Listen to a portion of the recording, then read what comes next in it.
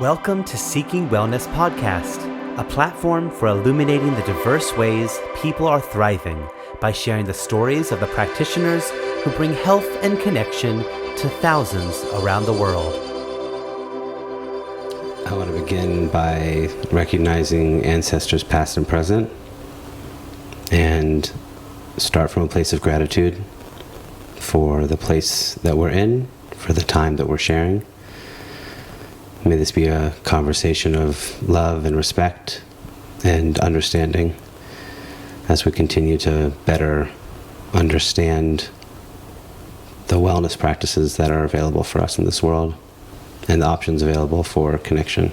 Welcome everyone to the Seeking Wellness Podcast. I have with us Lucine Eusani, and Lucine and I know each other from the Five Rhythms world. And would you give us a quick introduction to you, where you grew up, and the practice that you are a facilitator of? You're a practitioner of Five Rhythms. What is it? And a short overview. I was born and raised in Detroit, Michigan, USA. But I think it's also probably important to mention that I lived for 10 plus years in South America. So I feel that a lot of the influence of who I am, what I do, who I am, how I offer what I offer is very much influenced by where I come from and what I learned along the way. So I teach the Five Rhythms as a practice. I also work as a wellness coach. And I think both of those practices are titles. Like, I'm certified as a Five Rhythms teacher and I'm certified as a coach. But if you were to look at really like what's the essence of what I do, I think it's very much influenced by, over 10 years of working with indigenous cultures and plant medicines and studying the energetic practices of those shamanic cultures. It's influenced by, I'm also a yoga teacher, so my interest in anatomy and understanding how things move and shape the body comes from that training. But I also worked a long time in Colombia with trauma, with people who were affected by the armed conflict. And so I think a lot of who I am now and what it is I'm passionate about is influenced by all of that kind of history that I traversed to get to where I am now. So even though I don't, call myself a yoga teacher anymore, or I don't call myself a shamanic practitioner, or even like a trauma therapist, all of that very much influences what I offer people and what I'm interested in. Thank you. Do you have a title that you would, use to describe yourself? I guess I call myself a coach. I call myself an embodiment coach. Embodiment to me captures this idea of how we sense and move through not just a physical experience, but an emotional experience, energetic experiences, how we can use the body as a resource and also as a channel. Like, how do we keep our physical channels clear? How do we keep our emotional channels clear? To be able to be a vessel, for life force. And that I think is true in a lot of the kind of ancient yogic traditions. It was the same. It's like, you have an energetic body, you have a physical body, you have an emotional body, and you have to kind of keep clearing out the sheaths. We have these different sheaths, like layers? These layers. Oh, okay. Yeah. Okay. So we have like our physical sheath. Yeah. That's kind of like the most gross, like dense. Yeah. And then like we have an emotional sheath. And most of us can, when we're actually encouraged to do it, can feel there's a physical reaction when we have emotions, right? Like there's, when we're about to cry, we feel a knot in our throat. And when we're feeling anxious, we feel that, right here in the tummy. And then we all have our own personal, individual one. It's just that emotion was stored in the body.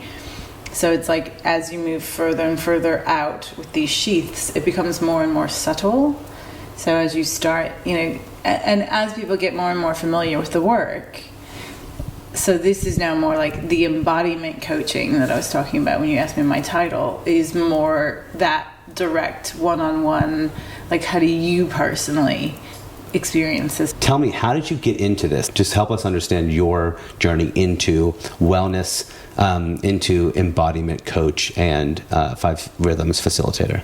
I believe that a lot of what brought me into this work was my own experiences of trauma and how that had that impacted on my body. So for years, especially in my late teens and early 20s, I had a lot of anxiety. I suffered from anxiety attacks. I had an eating disorder. Like, I stored everything that I was saying earlier was like everything was just in my body, and I constantly had that feeling of kind of overwhelm by my inner experience. I felt very out of control, like I couldn't contain or manage my own inner experience.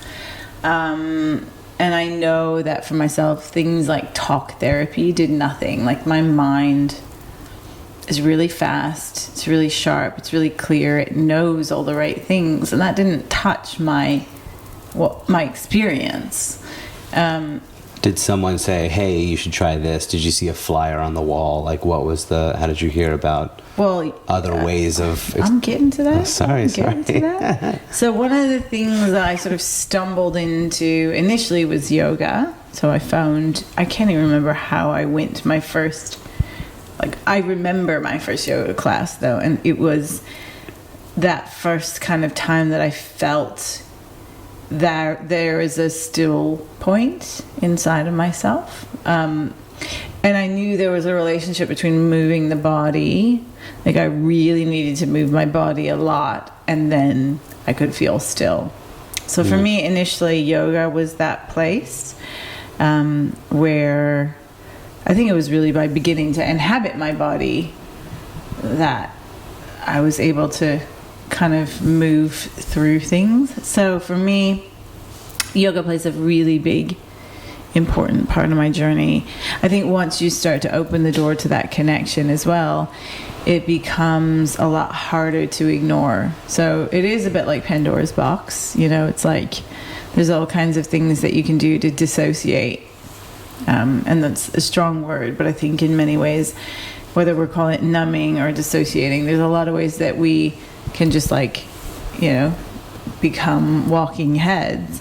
And then I think once you sort of decide to get in there and inhabit this experience, it's kind of like there's no turning back. Yeah. So from there, I just wanted to comment. I think my understanding of that is that when you interact with your body and you go down that therapeutic pathway, we're opening up the laneways for communication, and we get feedback. Right. We the megaphone gets a lot bigger. Yeah. We can hear more. We're more aware. We're literally increasing our consciousness about how our body is feeling and about the emotions that we're experiencing and about the thoughts that happen. It's just that's if there's a definition of enlightenment, I think it's more information and you're more aware and you're at a higher consciousness, and that comes from these practices.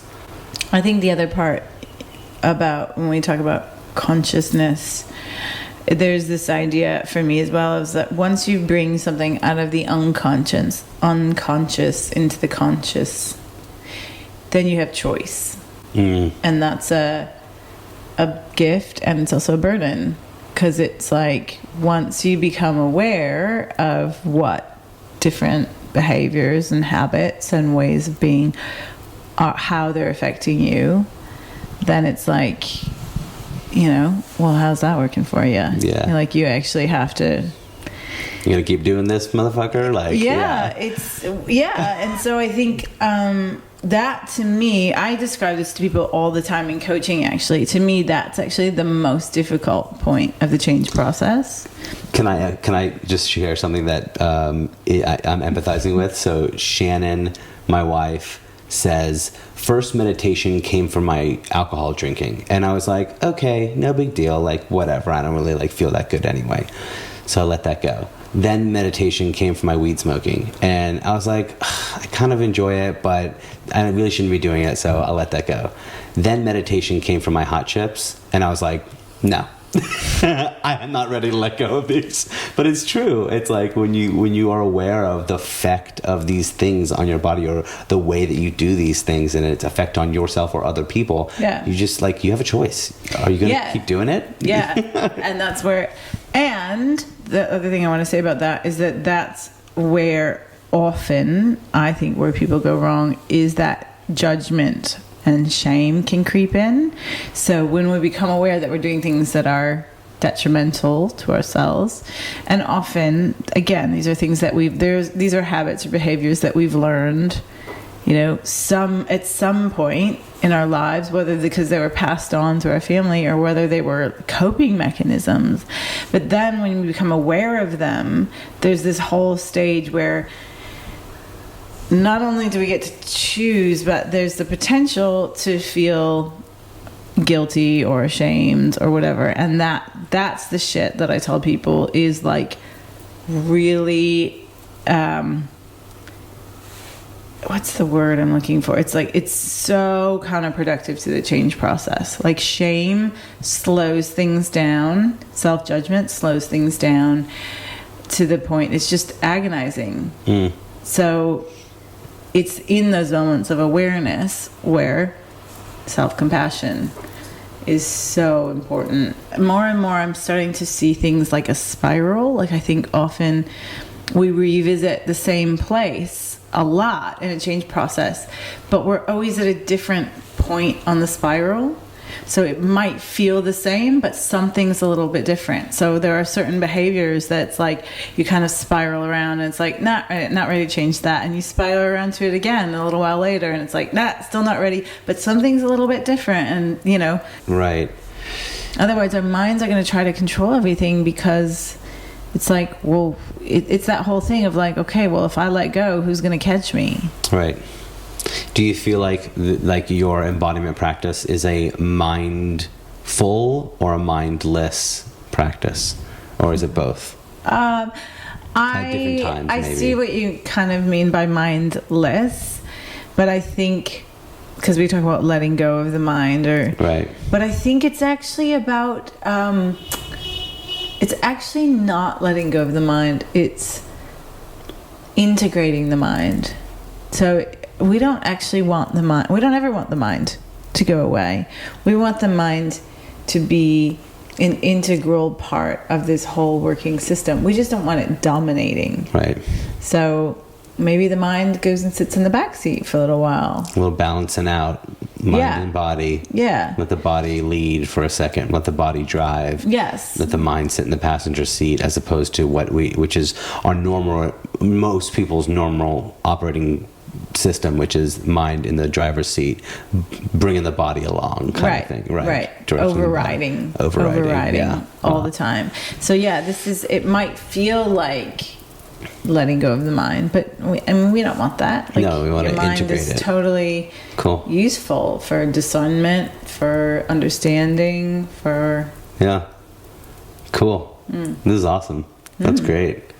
Yeah, I will speak for myself. I have greatly appreciated the connection that I've made and the listening that I'm now able to do more of since practicing 5 rhythms about a year or so ago. So let's talk about 5 rhythms. What do you love about 5 rhythms? We could be here all day if I start with that. I already said that I had an embodiment practice when I came to 5 rhythms. So for me, there's... I never told you the story. Which was yoga? Yeah, so I had my yoga practice, and I was actually teaching yoga at the time. And then I was living in northern England. So I had left Colombia, which was the land of color and, very effusive, expressive. And I went to go move to Northern England to do a master's degree in conflict resolution, which was like the polar opposite. It's like grey, cold, rainy. And I just felt myself like, and I was in it, I was still within my own, personal, emotional challenges. And I felt myself like, it was like I was really numb. Like I didn't feel much. I felt like that kind of grey color that everything was around me. It just felt like life was grey. And then a friend of mine, who's actually a mental health nurse, but she was a housemate, said to me, I want to take you to this thing. You should need to try this thing. I don't even know if she told me the name, but I was just like, yeah, cool, let's go.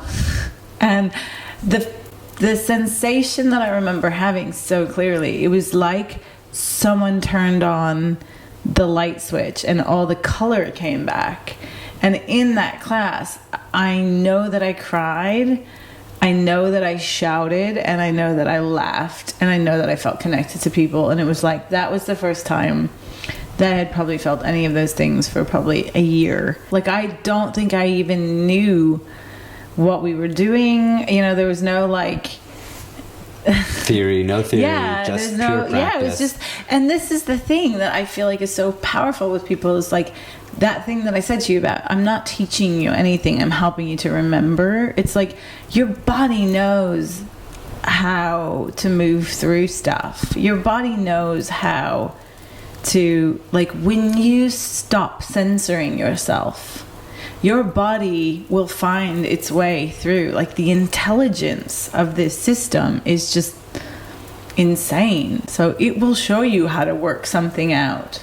It will put you, if you let it, in really strange positions, or it will shake you, or it will, roll you around. I remember I spent a year of my life when I was going through this deep grief process where I was just rolling. I don't even know still what that was, but I know that developmentally that there's a stage of life where we roll around a lot. And if I just let my body do what it knows how to do, it's teaching me stuff. So I think what I love about it is the simplicity of it, the accessibility of it. The other thing I love about the 5 rhythms, I mean, we could seriously be here all day, is that Gabrielle Roth, who founded it, created this she created all these maps. So I teach the map, the waves map, which is all about embodiment. And in the waves map, there's a physical gateway that you can go, okay, focus all your attention on your feet. Just focus on moving your feet, keep moving your feet, and you start the essence of this energy of flow, of this fluid continual movement.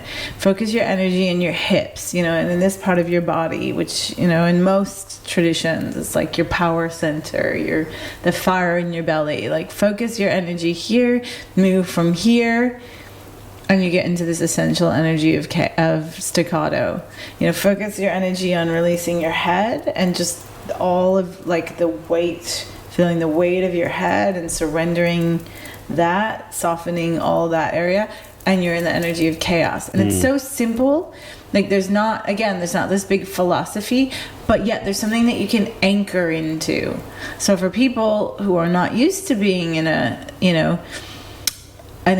free creative dance class where there's no steps, it's something for them to follow that allows them to let go. It's like we need to hold on to something so that we can let go of our heads. And you also have to hold the group, and participants have to feel held by you, the facilitator, in order to release and let go of all the shit that we bring with us, the baggage that we bring with us. You're right. The locked off, no, I'm not going to show you how my booty shakes. I'm not going to show you my true joy, ecstasy, because that's not appropriate in society. We have these narratives, and so as facilitators, we have to hold the space, and invite and also direct, and that's the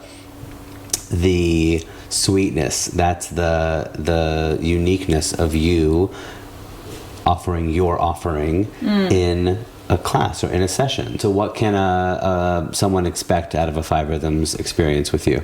Can I answer something else first? This is, I guess, a still follow-on of what I love about the 5 Rhythms, but there's something that I'm learning as a facilitator, which is, it's a particular way of holding the space and being receptive that has to do with, and I'm learning that this is true in my facilitation, my 5 Rhythms, it's also true in my coaching, is that it's really important to have a process that you trust.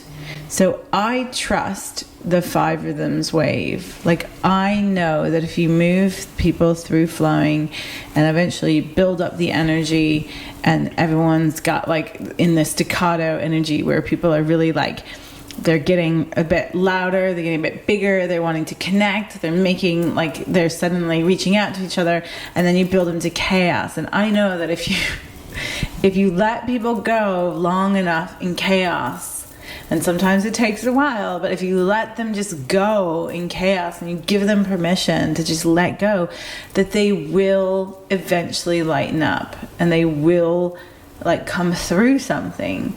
And I know that, you know, once they kind of expand in that way and they find joy, that eventually they'll want to kind of come back in and settle that in. And I trust that process. So there's a way in which I don't have to get into my head about wondering, how am I, what am I, like, it's not about me.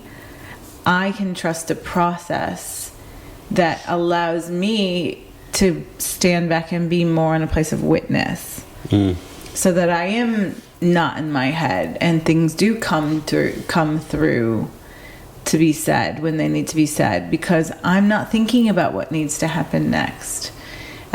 And that's, you know, in terms of more of the details, yeah, sometimes it's about, you know, maybe we need a different track now, or maybe we need longer stillness, or maybe, but in terms of knowing that I trust the process, it just gives me this huge freedom to then really let go into that trust and allow what needs to come through.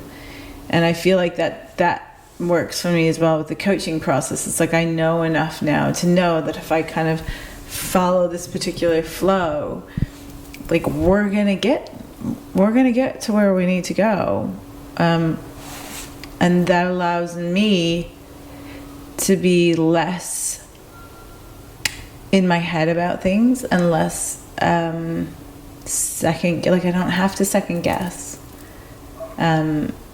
which makes it both more enjoyable for me as, you know, as a facilitator, but also just makes it so much more powerful because I'm riding the wave with everyone else. Wow. Cool. So how do you prepare for something like that? How do you prepare for your sessions?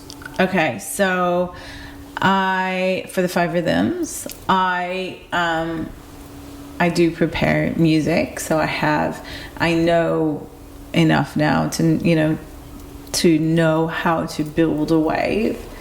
And so interestingly, I always have to have that as my backup, so that I know that I'm not going to ever have to think. I'm not going to have to use that part of my brain. And that allows me, so all the things that I'm doing are like setting myself up so that I can be totally relaxed and be receptive. I connect a lot with my connection to Earth and to the kind of wisdom and information that speaks through the earth and through plants. I also connect to the people that I've had through my life as guides, including Gabrielle Roth, and it's a prayer at the beginning of every class, and my prayer is to be of service. I set an intention on a particular theme, and when I say I set an intention, it's often something that I see happening in the world around me. So I'll witness a lot of people. At the moment, a lot of my themes are around chaos, because I believe, especially in Australia, we started off the year in full chaos, and it doesn't really seem to me like that's slowing down. And so what I see around me is people struggling to find, a meaningful, either an offering or a meaningful response, or just to stay grounded amongst it all.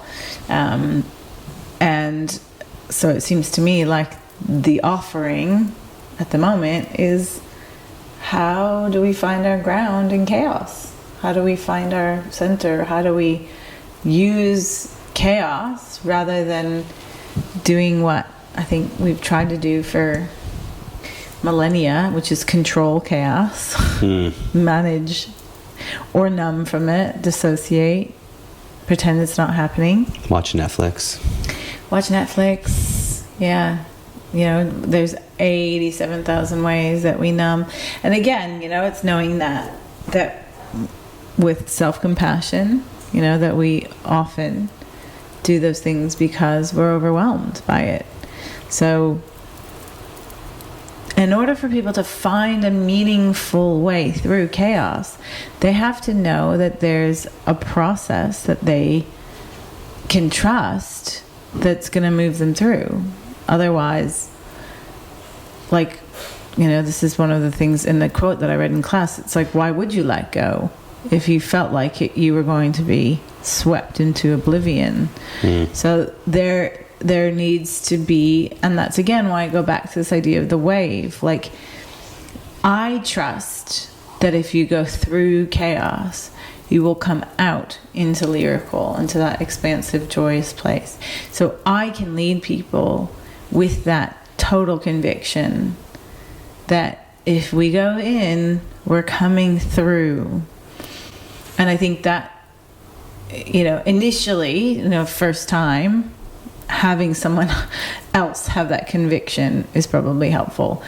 And then I think as a practitioner, as someone who does this regularly enough, you kind of know now, like, okay. You're saying start with yourself to know that you can go through this process authentically, and then you can be able to help and facilitate others to do it. Is that what you're saying? Well, I'm saying that I, as a facilitator, I can offer that confidence because I've done it enough myself, right. Because I've led people through it enough themselves. I think for someone to come the first time, all they can really do is, trust, take my word for it and trust what's happening in the space until they have their own experience.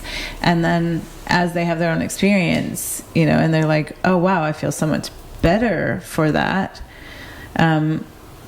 The next time becomes easier, and the next time becomes easier.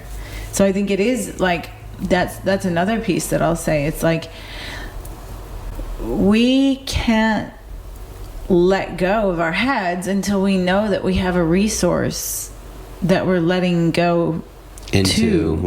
Yeah. I feel really strongly that this work is for everyone, for everybody. So I get the biggest struggles I get starting with just like with 5 rhythms is people are like, oh cool, you do dance.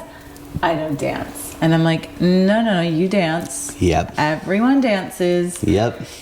So I feel like there's already this self-selection that happens even through teaching a weekly class where people come of their own volition. I already feel like I'm preaching to the converted, which, not that I'm preaching, but I know what you mean. You're saying that the people who are there are already there because in some way, shape, or form, they're open to this idea that there's a connection between their body and their mind, and etc. Like often they're not always, but often they're people who've been exposed to a lot of these kinds of practices. Now that's great. And I love being in that community, and there's something really powerful about being in community with that. And I think people do get a lot from just being together. Like that's the aspect of about this being, I talk about having a daily practice. Like that's really important and individualized. Like this is my personal practice. It's also really important that we practice it collectively and that we're like publicly, because I think there are also a lot of people who are like, oh yeah, I dance in my lounge room. And it's like, well, that's cool. Now do that dance with other people. Yeah, like witness. There's this whole other healing that's available. Like that's what I hear from people all the time of like, oh yeah, no, I'm a lounge room dancer only, or I only dance when I'm drunk. And it's like, what is that makes dancing like, I'm not asking you to take a crap in front of a group of people. It's like there's something shameful about it.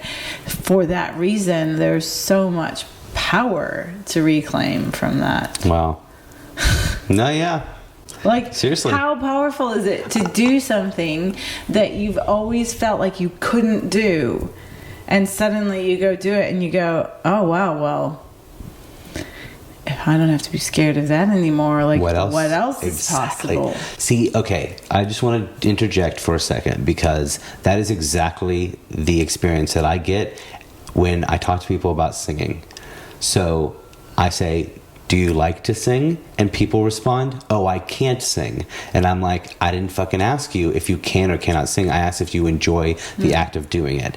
And when we are in an empowered place of movement, of singing, of whatever that practice is, we open up and realize that there's so many more things are possible. It's like you don't know that it's possible until you experience it. And then you experience it and you're like, oh, wait a second. That's a shitty map that I've been like walking on for my whole life. Right. What else is possible? Right. And that I've definitely experienced that myself with Five Rhythms. Like, I didn't know that I was a dancer. I'm a dancer. Yeah, you are. Yeah, I am. I'm a dancer. Yeah, you are. It's amazing. Yeah. And I never in my life ever thought of that. Yeah. You know, until I was welcomed into a space that was intentionally guided, you know, and I was held, and the community and the group who was also there, who subscribed to the ideals and vision and rules and, you know, practice itself, also held me, and I held them, and we went on this journey together. And then I was like, oh wait, I'm a dancer. I see myself in a new way. I think other things are possible. And to me, it's not even about being a dancer or not being a dancer. It's like, I have access to all of this other information.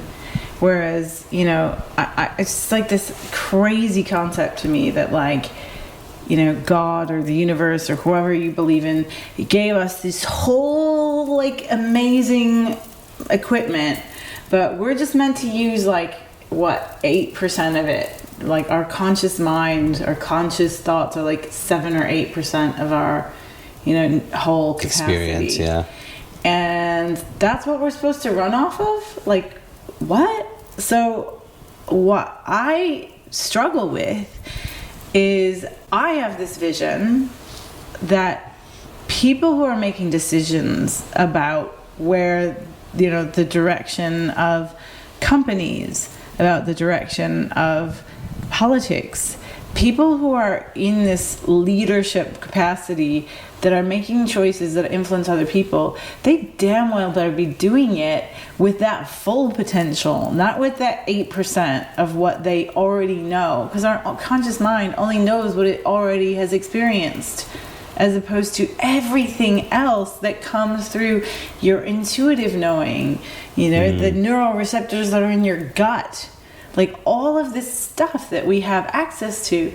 What world will we be living in if people were making choices that were affecting, you know, the world from their full capacity? I want to be in service to that. I want to be part of that transformation, because I want that for my children and for my children's children, that, like, they can live in a world where trusting your gut is, like, not a thing that hippies do, but that, like, we are able to be these fully expressed human beings. Because when you get into your body, and when you get into, and it's not just the intuition and you get into your heart, like, by the end of a movement class, people are feeling connected to each other. Like the number of times that people sit in the circle at the end and say, I feel so much love for you guys, and I don't even know your name. Like, what kind of world will we be living in if we actually went through this process of feeling our connection to one another before we made choices that were going to affect 7 generations? I see the capacity of this work to be so much fucking bigger than it's a little fun Sunday dance class, thing that I do. And so, and this is also my personal struggle. I am like, I want to be there. I want me personally to be there, but I want us collectively to be there. And I struggle with like baby steps. Right. Wow. For me, I think the biggest point that I'm trying to make to people who come to my classes is that this is a practice. Like, it's not something that you come to once a week or once a month. Like, I have a daily embodiment practice, and that doesn't look like 2 hours of dancing every day. Like most days, I'm like everyone else. I have kids, I have to drive places, I have to do the shopping, I have to clean up, I have work, I have to sit in front of the computer. So an embodiment practice can be 10 to 15 minutes of, you know, rolling around on the floor with my foam roller, feeling what's in my body, breathing. Sometimes it's got music. Sometimes it's longer and I do what, you know, looks to be more like a dance practice, and sometimes I cry, and, you know, but there's always, it's like, you don't do this just once a week and call it done. And that's because, again, it's like, this is a kind of communication system. So, like, you know, it's someone said in the group circle last week, it's like, wow, in 7 days, it's amazing how much builds up. You know, it's like, if you go 7 days between listening to your body and then listening to your body again, those channels are getting filled up with information, with experience. And so that's the biggest thing, I think. It's just, this is a practice that needs to be repeated. You know, my perception is in a daily way, but at least, you know, regularly enough that you're reinforcing that feedback loop. Mm-hmm. Cool. As opposed to just going for kind of a fun experience. Right. And 5 rhythms, from my perspective, can be really fun. It is really fun. But I think some of the transformational elements of it come about with dedicated practice and regular practice. Yeah, well, that's the thing. It's like, that to me is the icing on the cake. Like, coming together in a group and dancing and having, you know, whatever you have, it's not always fun, but often there is an aspect of it, you know, that's really fun. That's like... Yeah, I mean, no one said spiritual practice had to be suffering, did they? I think one of my favorite quotes is from Buddhism is, pain is inevitable, suffering is optional. Oh, nice. Yeah, so the word suffering, you actually brought that up, I think, I feel like I've heard that from you recently, or maybe I've seen it from someone else, but I agree. I think that it's a choice. Suffering is a very different word and a different experience than pain. Pain is inevitable. Yeah. We will experience it, and that's why these practices are available to us, which is really cool. And then that's also a distinction that I would make between, you know, I believe in the teaching of the 5 rhythms. We're not just looking for ecstasy. Ecstasy is there, but it comes by moving through whatever else is there. So that experience of, like, you know, whatever's in the body, whatever's there to be experienced, once we move through that, it's often the contrast. It's like the feeling of freedom that we get when we've been bound up is ecstatic. The feeling of, you know, feeling open and available to connect when we've been, you know, withdrawn and protected, that's ecstatic. We can't have one without the other. So I don't even think there's no way to seek the ecstasy without the pain. The journey to ecstasy and through it and back down. I think that's the wave, So where do you get inspiration? How do you keep yourself inspired? My practice and practicing with other facilitators, because I think other embodiment facilitators in general, but specifically 5 rhythms, because that's my practice. That's a big one. I have to practice. I have to have my own personal practice, and I have to have a group practice that I go to stay connected to what that's like as a participant. Like, I have to stay, right. I have to be a student. Because every time you go as well, like, you get to have the experience of, like, that students have of, like, oh, I don't like that song, or oh, like, these people are too close to me. And then you're more aware of what the participants would feel in the future, right? Yeah, that experience, and you can speak to that experience. Yeah. So you have to be both someone who offers and also receives at times to be able to understand what the experience is.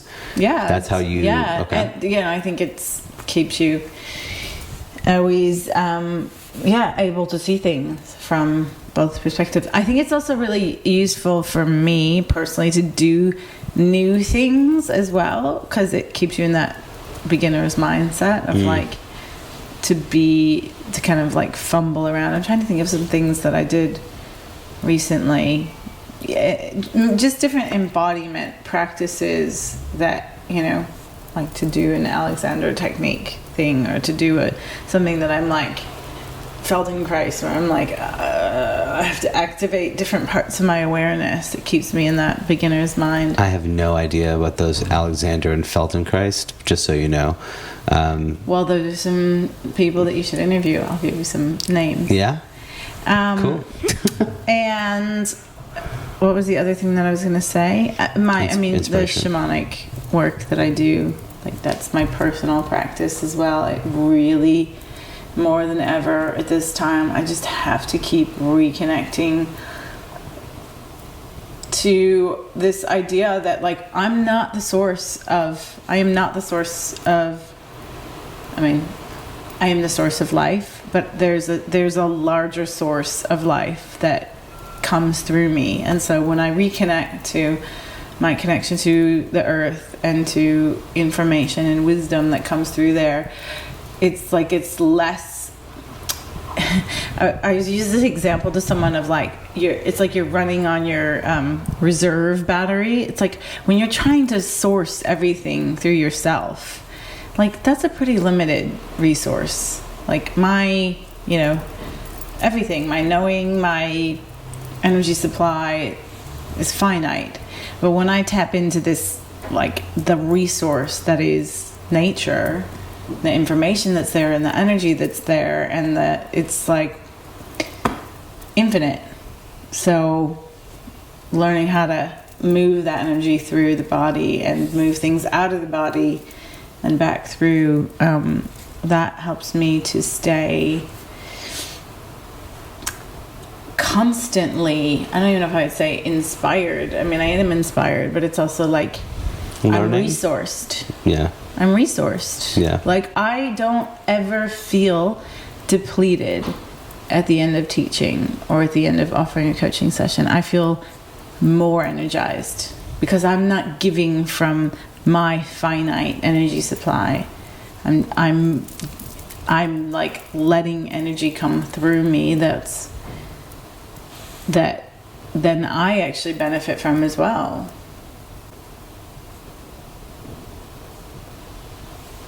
Well, fucking A. Part of me wants to just end there. I think that sounds good. Thank you. This has been wonderful. Where can people know more about you and what you offer currently and stay a part of your journey? Well, people can check my website, which is fiverhythmswithlucine.com, or they can email me, which is the info@fiverhythmswithlucine.com, which is what I nearly said, or Instagram or Facebook, all of those, 5 Rhythms with Lucine. But yeah, I think especially for that more, the kind of more individualized or personalized work, you know, you can look at what I do and get a sense of what I do. But I think I would say to people, if you're interested in that kind of deeper work, just get in touch. And come. Yeah, come and experience it for yourself. It's like, yeah, you can look at it online. It doesn't translate. I agree. I've been there. I actually have helped make some of these videos. It does not translate to the energy and experience of being in that environment. Yeah, it's specifically with you leading, and I think that that's important. And I just want to say thank you, because I have not been to like every 5 rhythms, you know, or ecstatic dance gathering that is available on this earth, but the ones that I have been to are wonderful. But there's this a particular uniqueness about the way that you listen to the group and observe the group and go with us on that journey, and it's unique and deep and powerful and transformative every single time. And I've always felt something of benefit. So do I. I mean, and I appreciate your acknowledgement, but I just like all of that. I just keep giving that back, you know, because it really is like, I am amazed every week. I am amazed every week at what happens and what comes through. And the reason why I can be amazed is because I'm not trying to own it. I'm just letting it come through. And at the end, I'm like, whoa, that was awesome.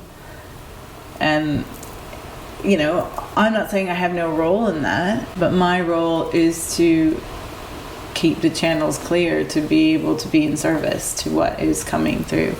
So yeah, I really want to know more about like how you keep the channels clear and like all these things, because it just that'd be the next episode. Yeah, next episode. Stay tuned. Cool.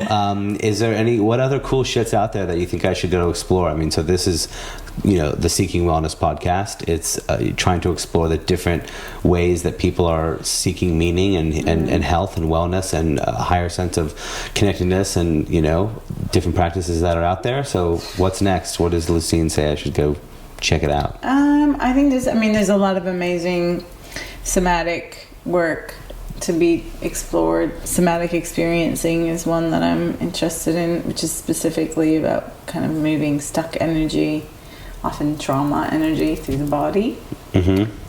Body mind centering, which is the work of Body Brain Bridge Cohen, which is much more on the subtle energetic, like tuning into our organ systems, tuning into the developmental movement, tuning into like what's inside of the bones. Like, it's very subtle energetic work. The Alexander technique and Feldenkrais, which are more kind of about alignment and sensing, you know, where things are out of alignment and helping your body structurally, anatomically to align better. Cool. You? And then, of course, the Lucine Eusani method. Correct. Which is coming soon one day. Soon. Awesome. Not sure if I'd name it after me. Yeah. That feels a little bit too... You can name it after me. Okay. The Max Jared Einstein technique. I call it Babs. Yeah, exactly. Get down with Babs. That's for you, Babs. Thanks, Mom. That's my mom. Babs, Barbara. Okay. Cool. Thank you very, very much. I appreciate it. Seeking Wellness podcast number 1 done. Peace, bitches.